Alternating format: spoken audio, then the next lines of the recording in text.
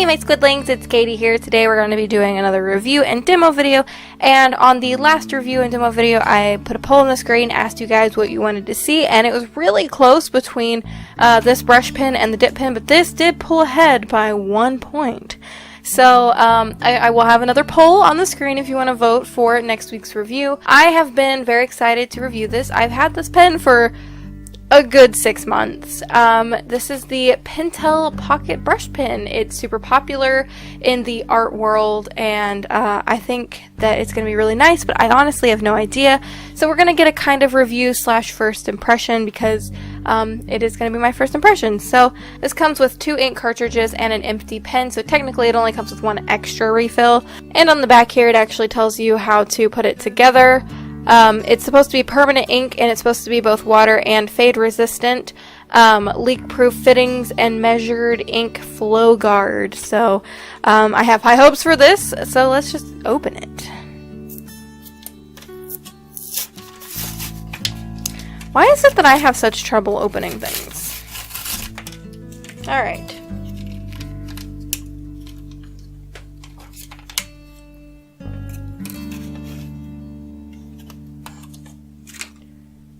So here is the pen itself. It's really nice and sleek, and it's got a little like clip on the side, which I find really nice. And then, ooh, this is what it looks like before you put some ink in it. So it's a nice nylon, and it's very stiff right now. It's probably got some sizing on it. And then you just unscrew this bottom here. Then you take the narrow end up here and you just kind of click this in. And I guess you're supposed to hold it vertically until the ink flows in. So I'm just going to replace this. And now we wait. Alright, now that we got this pen flowing, let's test it out a little bit.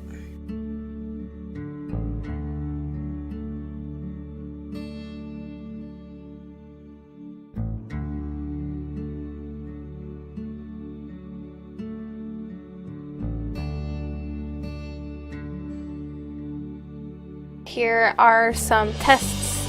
This is going kind of fast, getting some broken lines, testing out the different line widths. Of course you can use this for brush lettering as well, but I'm not going to be using it for that just because my hand lettering is terrible. I'm going to be using this as a drawing sense, so it kind of is nice to see what lines I can get. I find that if you're holding your pen vertically, 90-degree angle, you can get really, really thin lines like that.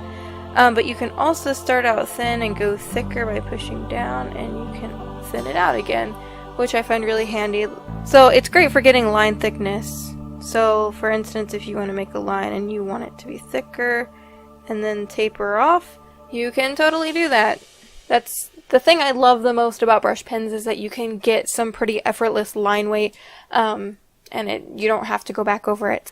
So now I'm going to test how Copic proof this is. Now this is just regular printer paper, so the Copic is going to bleed like crazy, but I'm going to use Copic on some stuff that I feel like should be dry.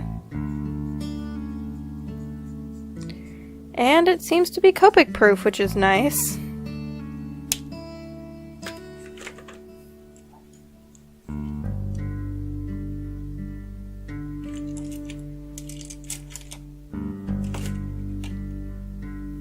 And then of course we're going to test how waterproof or resistant this is. And this is a watercolor paper.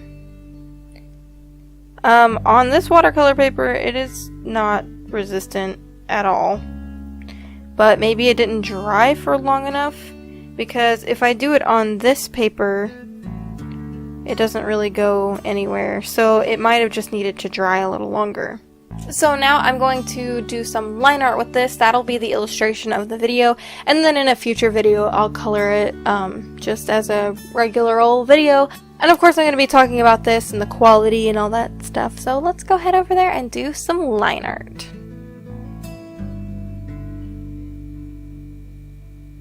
Alright, now we're on to the line art portion. Before we get any further, I want to let you guys know that I have a new line art on my Patreon. It's available to all patrons that pledge $1 or more. So if you want to head over there, I'll have a link on the screen. Also, I do have a question for you guys. I really am thinking about making this a print, of course, when I color. It's not colored yet. So let me know what you think about that. Do you think I should make it a print or not? So let's talk about quality. So first off, this pin I think is great quality. The pin is lightweight and it's very stylish and sleek, and it doesn't feel cheap.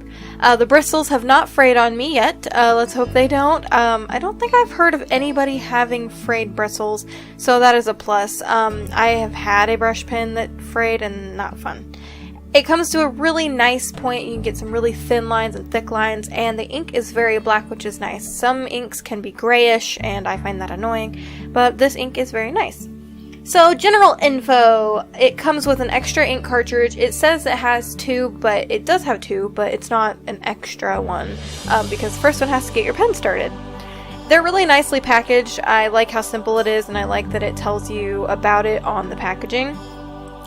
It has pigment ink, and as far as I know, it only comes in black, but I've heard tale of a mysterious pink one, and I don't think that's available in the US, but it sounds really interesting.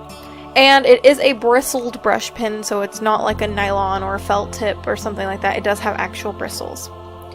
As far as price is concerned, it's anywhere between $12.50 to $16, just kind of depending on where you buy it.